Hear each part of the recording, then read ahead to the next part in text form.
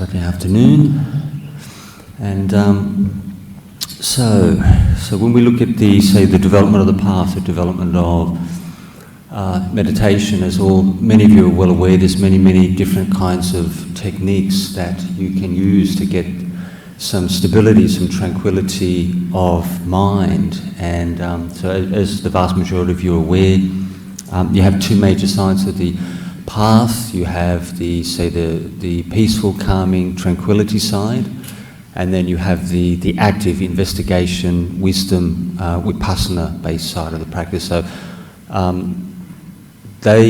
when you look at the bare bones of the meditation practice, you're looking at those two major categories. But naturally, you've got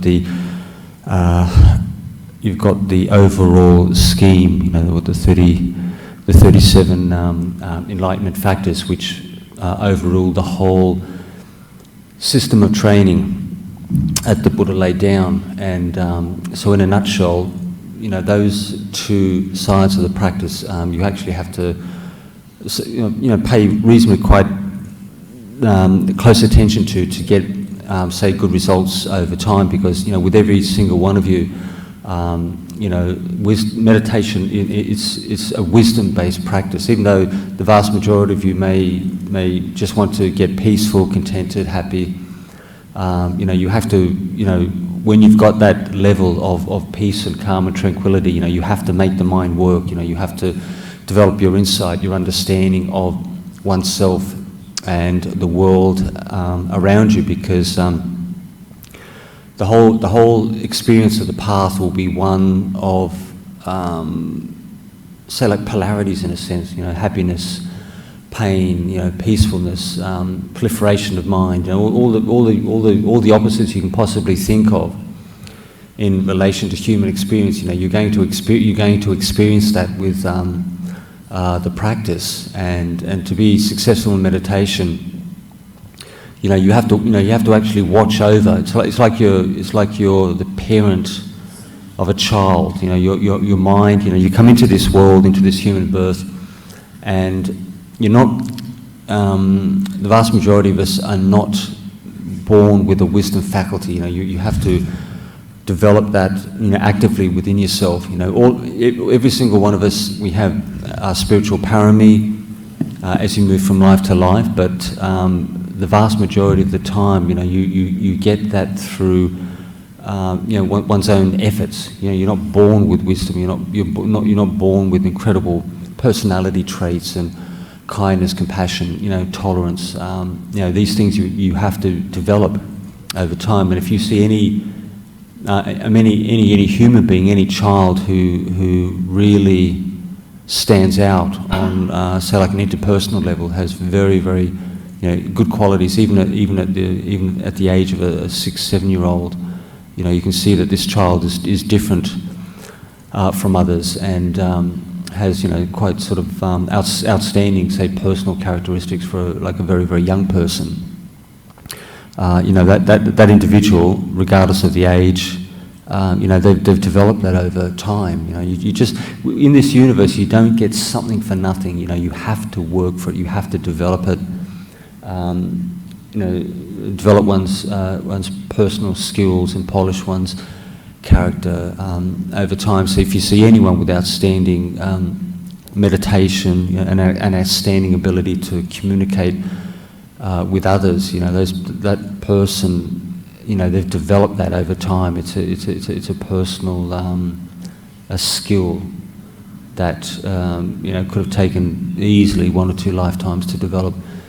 So, but the whole business with the meditation practice, that no matter what you do, because when it comes to practicing of Dhamma, there's many ways and approaches to Dhamma, many ways and approaches to meditation.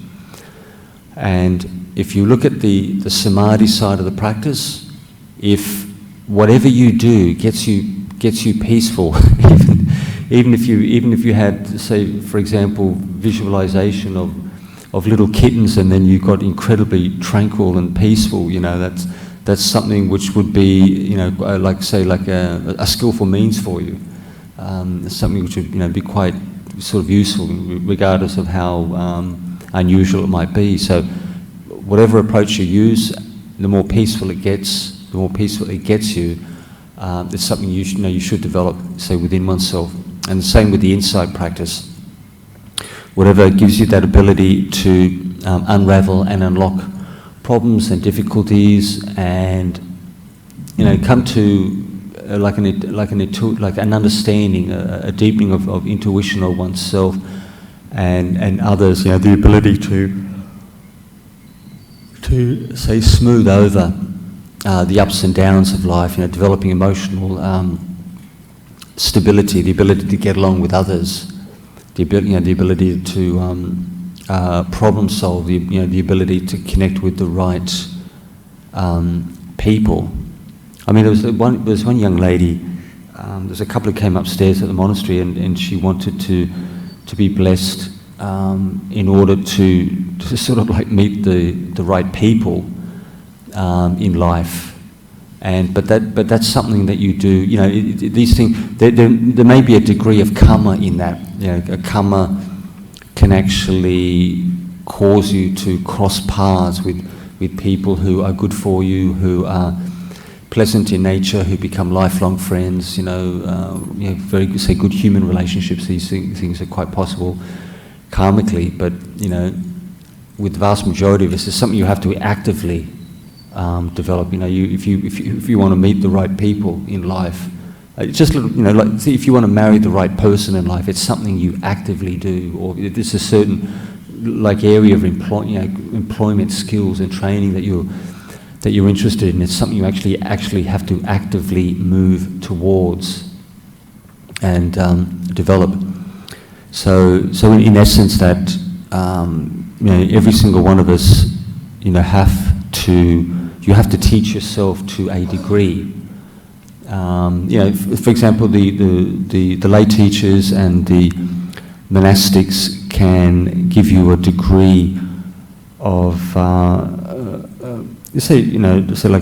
knowledge, understanding, sort of like an intuitive, say, feel for practice, for Dhamma, this kind of thing, because it's like if you've been practicing for, say at least 10, 20, 30 years, you should have a really good feel for Dhamma practice, how to live one's life, successfully, or reasonably successfully, because our human life is just so complicated that just to have a reasonably good quality life is quite a sort of like a blessing, in a sense, when you consider just the amount of stuff that you have to deal with family, with work, personal relationships. It could be anything. Caring for others, one's aging, mum and dad, and just all the complexities that life throws at you. So what I'll do with this particular meditation session, we'll do like a 3-in-1 component, and I want you to get a feel for this emptiness principle, which I've been probably doing, say, for about the last 7 days or so, just to see where it would take me.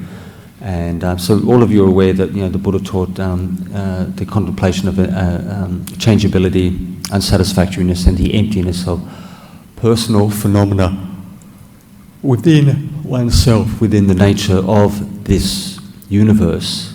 And so what's the purpose of that? I mean, why would I even bother? Why would I even bring that up? Say, for example, in the class format. And what happens is, it's something it's like all Dharma principles. You develop it and you get a feel for it, how far it will take you, its characteristics, what will it actually do, the effect on your character, your personality. So with that emptiness principle, when you really start to generate that, say for example with the lay practitioners, every time you did like your meditation practice, if you took a particular theme, it could be say moods, it could be consciousness, it could be perception, it could be say dhammas, it could be the universe, absolutely, it could be 1,001 things, and that particular say area of study is empty in nature. Say like could be something like, say, perception. is empty in nature. So you have those three syllables, consciousness is empty in nature. So as you do the breathing meditation, or as you walk meditation, and you do this kind of mantra in a very relaxed, spacious way, you start to develop this perception of this attitude towards, say, life. And the one thing I noticed quite early was, you get a level of, say, detachment, a level of emotional stability. And it's almost like it's early days yet. You want to spin this thing for at least a full 30 days to see what it can do. But you get more space between you and your personal experience. So it's almost like I wouldn't say maybe not neutrality of mind, but you get more emotional stability. One's feelings and emotions don't get so intense. One doesn't get blown out by people when they do crazy things on you. So it's quite useful in the sense you don't become overly detached where you really don't care less, or you're not concerned whatsoever, because as you develop this emptiness principle, it still makes you aware. You still feel this sensory awareness. You can still feel a sharpness of the senses. So it makes you aware of what's going on around you. Sharpening the faculties, which meditation does. So even that principle, even as spacious as that principle does, it has an effect like that. It's got and so as you start to sort of kickstart this one, you see what it can do over time. So what I want you to do is, for 5 minutes, I want you to choose the most difficult person that you can imagine, someone who's just a complete nightmare, and you don't love or cherish at all in any way. So so just imagine maybe your boss or the most difficult person in your life at present.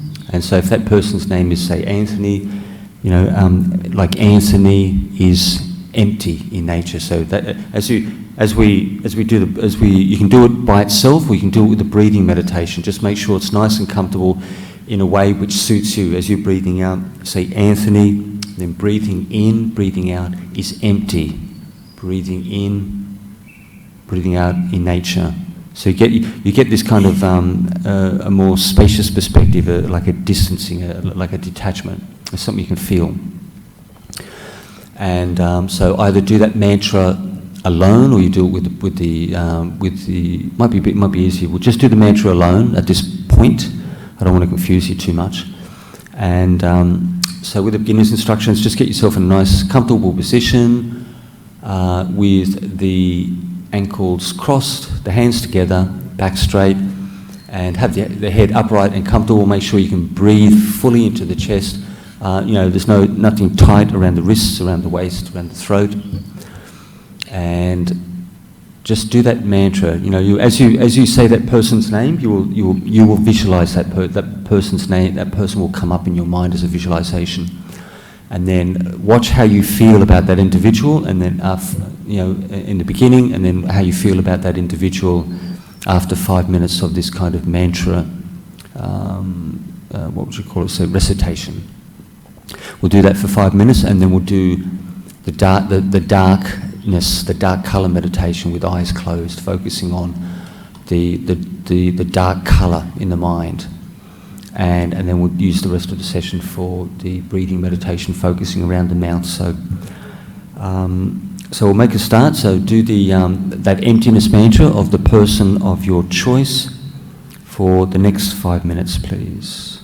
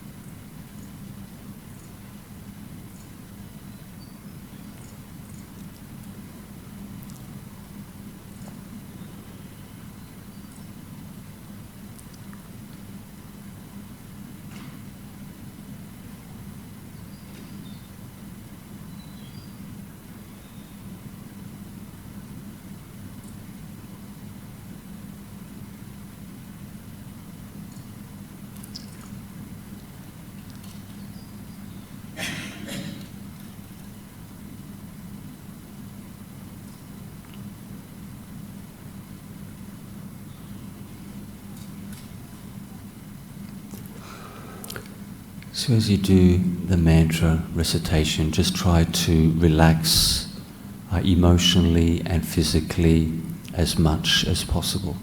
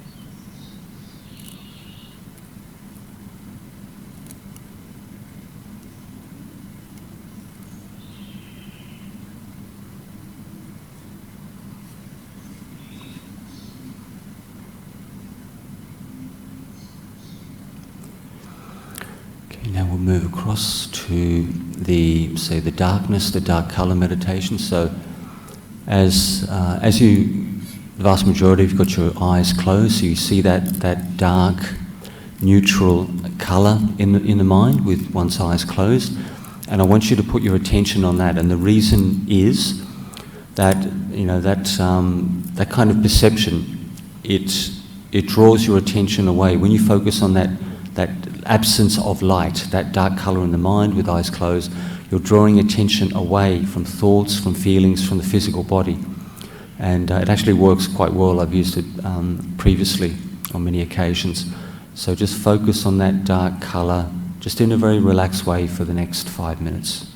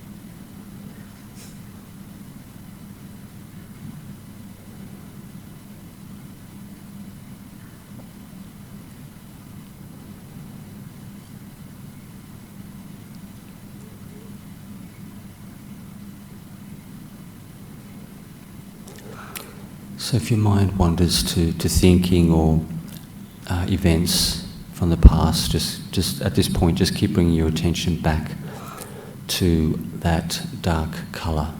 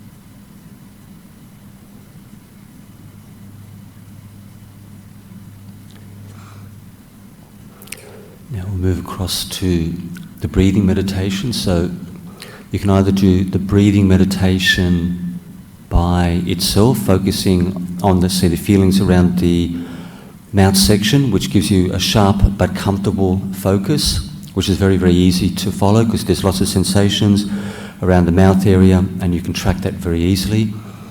And you can do the emptiness mantra.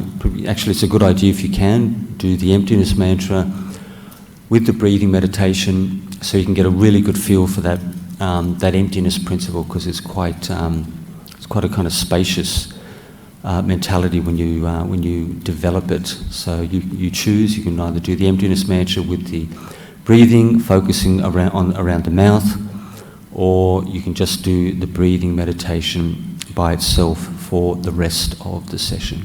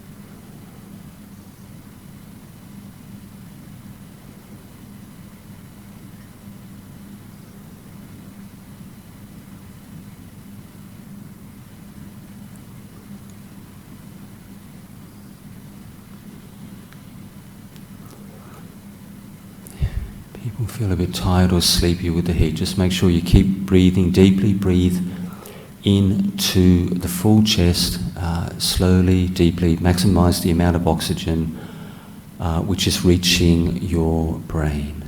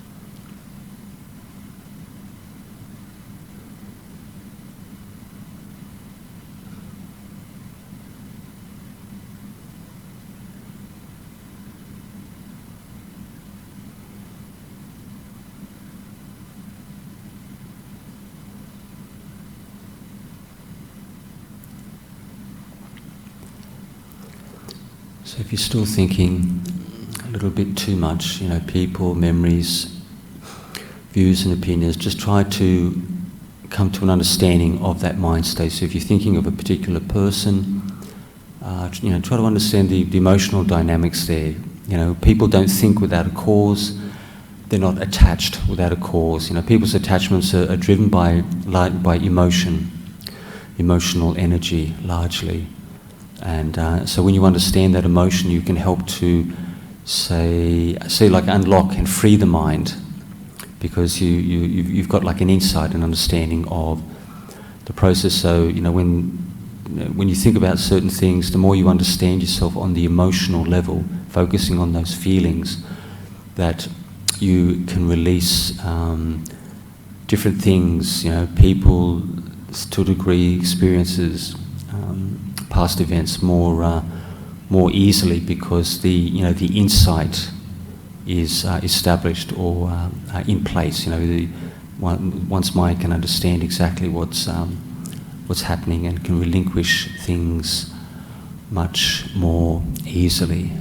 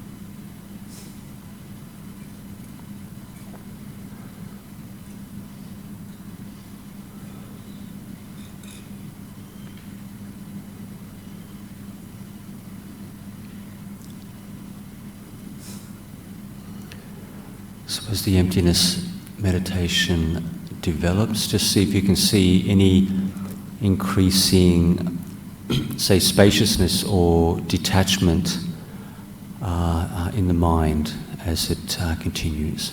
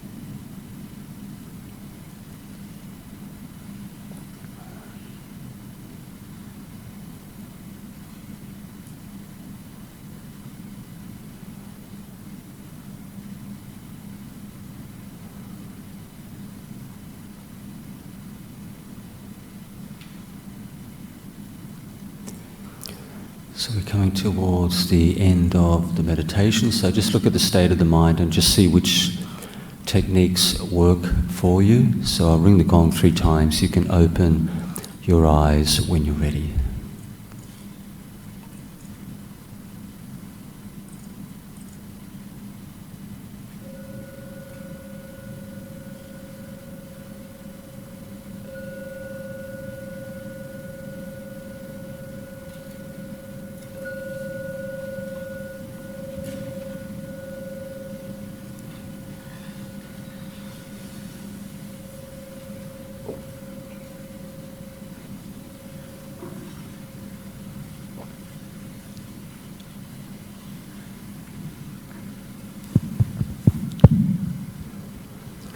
Did anyone have any questions on the meditation at all?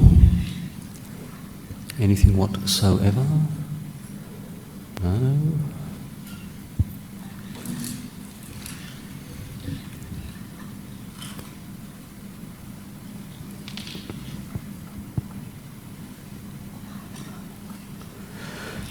So, from Johnston, USA, does breath meditation indirectly hint impermanence and death? Does the calmness during meditation allow hidden death anxieties to arise? Well, if you say, for example, when you look at people's personal experience, breath meditation will bring up, say, like different insights on different levels. It all depends on your personal makeup, you know, past karma, your current life experience. You know, will actually like bring up certain kind of experiences, maybe insights in the past, because as you're developing the meditation and you're keeping yourself in touch with the path. It could be any kind of path. Like we had two young people on the Bindabat this morning. Two young people I hadn't seen previous who were Christian meditators. So even Muslim, Christian, Hindu, and Jewish meditation practitioners or yogis, are going to, could potentially bring up like an understanding, an intuitive awareness, which can relate to their traditional or possibly even others. But a lot of it depends on people's personal makeup, what actually comes up for you. Because if some amazing insight comes up with with your daily set of meditation practice that you do, it means there's a cause, there's a basis for that. Nothing comes out of nowhere or nothing. There's got to be a cause. There's got to be an underlying principle.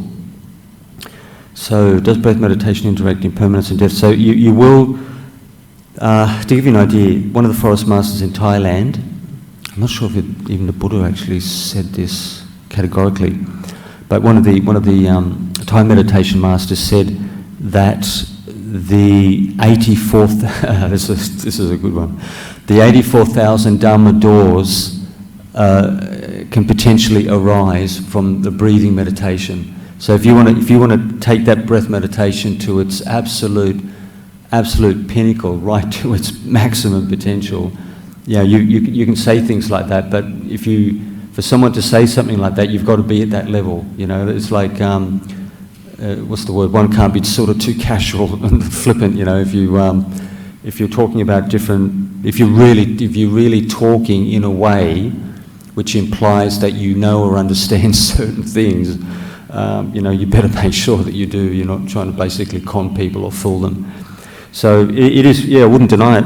Yep, certain insights, significant insights could come up with impermanence and death, but it may come up to a small, like a small to middling degree, say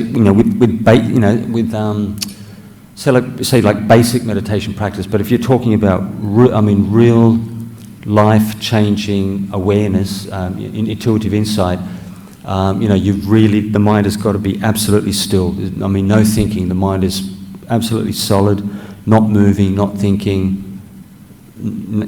Just one point. One-pointedness of mind, and that's when you really see what the Buddha was talking about. This is why the Buddha just kept going on and on and on and on about the jhanas in the suttas, and this is exactly the same reason why the forest masters, regardless, male or female, even if they're on 8 precepts, but they've got exceptional, outstanding practice in Thailand, Burma, Sri Lanka, wherever, could be Vietnam or China.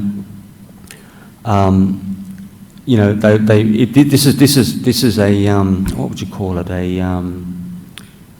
It's essentially it's an intuitive thing. It's something you can only know for yourself. But every single one of these people will tell you if in order to get incredibly deep, powerful insight, and eventually progressively to become an enlightened being, you've got to have upachara samadhi. The mind has got to be absolutely still. No thinking whatsoever, and you come out of that state of stillness, really, really deep, powerful tranquility, where the mind is very still, it's very clear, it's very powerful, it's like a laser beam, and when you focus on something, you can see as deeply as a human being can possibly go into the nature of the body and mind and the universe. This is why, you know, if it took a normal level of samadhi to get enlightened, there would be absolutely thousands of people, you know, say like in Western Australia, you know, in capital cities all over the world who've attained the Dhamma, you know, at the 4 stages of enlightenment. So even though samadhi can slow people down, it affects their memory, it affects their peripheral awareness. It all depends how you practice. You've got to feel it out, you know, and you keep contemplating. This is what keeps people aware. It keeps them reasonably sharp, because with most people, samadhi, it does affect. It affects brain speed, it affects memory, it affects thinking. But that's exactly what it's supposed to do, you know.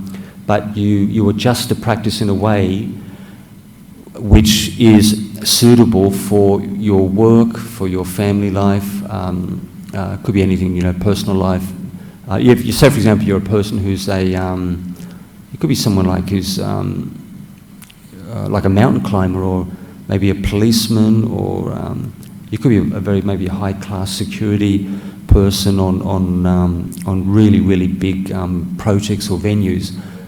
You know, you've got to be sharp. You've got to be on the ball, and you can't afford to make too many mistakes. So this is where the insight, you know, samadhi is one thing, and insight is another. So you can't get deep insight without deep samadhi. You're looking at both sides. It's like, you know, the 2 facets of the practice. So does the calmness during meditation allow hidden death anxieties to arise? So that would certainly be a potential for that, depending on the makeup of the individual. So a person who gets really blown away by some very powerful experiences of death, or maybe insights into death or near-death experiences, which is a more common, you know, which is something which people substantiate when their consciousness leaves their physical body.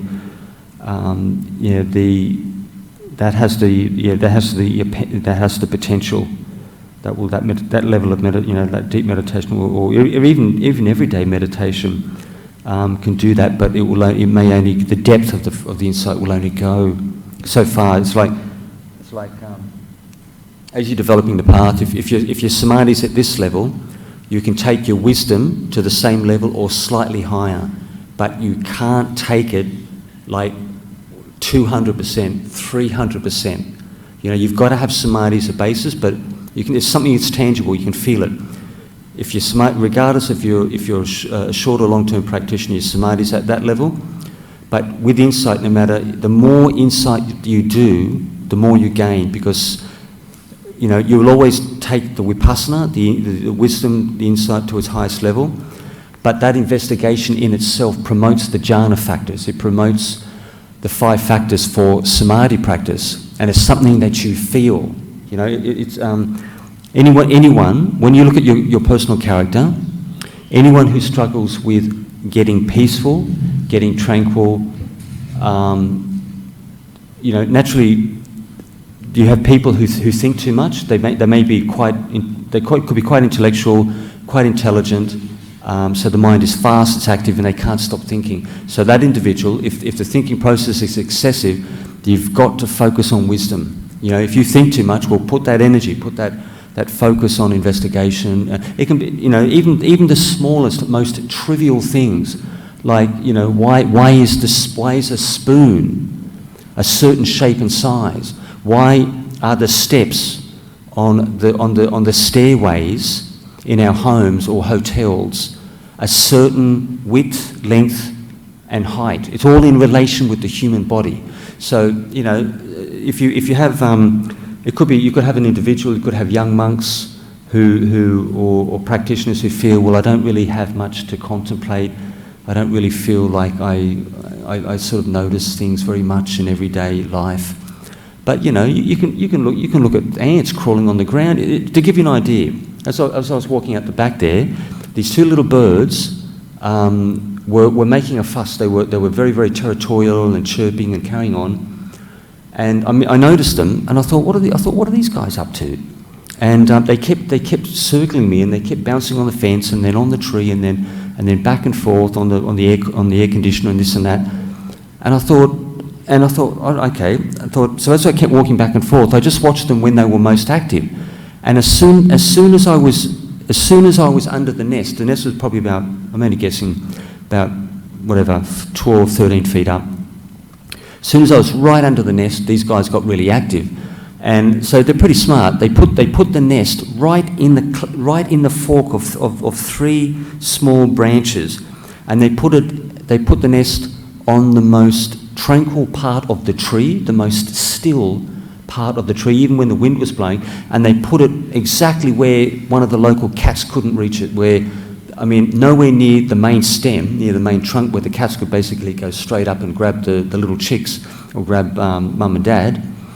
But right out on the limb, where no cat could possibly, hold its balance. It wouldn't support the weight. So, you see how nature, just in a little thing like that, two little birds with a nest in the tree, you start to see, well, why is the nest right there? Why is the nest a certain shape? Why is that nest made of some kind of clay-based material in that fork of that tree, at that height, at that distance from the trunk?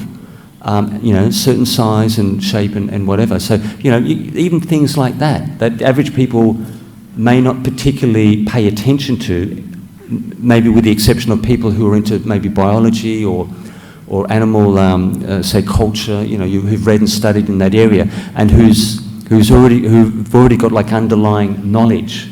So, say for example, people who've done studies in biology will have a greater awareness of biological processes around them in the environment and internally than the average person in the street, because they've got a body of knowledge in that area which makes them aware. It makes them, they notice and see things. I've seen geologists. I've been in company with geologists who've said things in groups. Say, for example, we had a cluster of people, or there was something happening in the monastery, and they would mention things about stone and strata and composition and heat range and underground caverns where these things were basically percolated and the elements were produced at incredibly high temperatures in these cauldrons under the earth, and then eventually being spewed out on a mountain slope, and then you get this kind of limestone quartz formation in the middle of nowhere. The surrounding rock is completely different, and he explained the full process. And it's just amazing stuff, for people who are interested in natural processes. So things like that. Knowledge is power. Knowledge makes you aware, and your inner knowledge will give you the greatest awareness, because it's like what you know and understand can potentially connect with everything, because your mind is at the center of your universe. It's at the center of your being, and when you cultivate your mind, it increases your potential to know and understand many things around you. So we've come to the end of the session. If anyone needs to chat, please come up, and we'll call it an afternoon, and I'll catch up with you guys later.